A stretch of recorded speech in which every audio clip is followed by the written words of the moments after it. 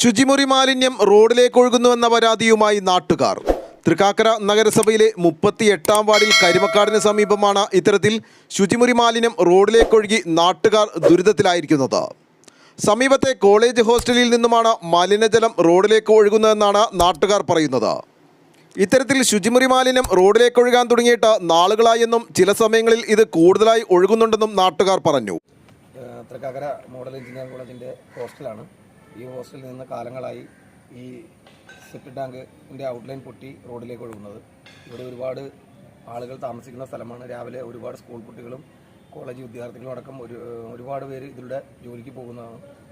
ഈ ഹോസ്റ്റലിൻ്റെ ഈ septic tank പൊട്ടി ഒഴുകാൻ തുടങ്ങിയിട്ട് നമ്മൾ പരാതി ഒരു 10 പ്രാവശ്യമെങ്കിലും MLA-നോടും മുനിസിപ്പാലിറ്റിനോടും കോളേജ് പ്രിൻസിപ്പലിനോടും നമ്മൾ പരാതിപ്പെട്ടതാണ്. പക്ഷേ ഇതുവരെ അവർ ഒരു നടപടിയും സ്വീകരിച്ചിട്ടില്ല. പ്രതിഷേധം രൂക്ഷമാകുമ്പോൾ ടാങ്കറിന് വന്ന് ഒരു പ്രാവശ്യം വാരിക്കൊണ്ട് പോകും.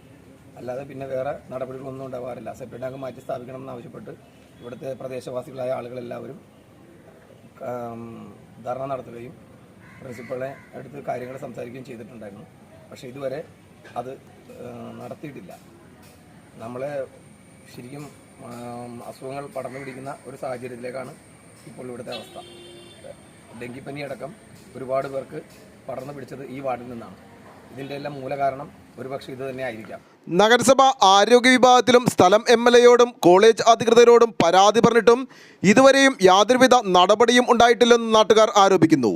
വാഹനങ്ങൾ ഉൾപ്പെടെ കടന്നു പോകുമ്പോൾ മലിനജലം തെറിക്കുന്നത് മൂലം കാൽനടയാത്ര വരെ ഇവിടെ ദുരിതത്തിലായിരിക്കുകയാണ്.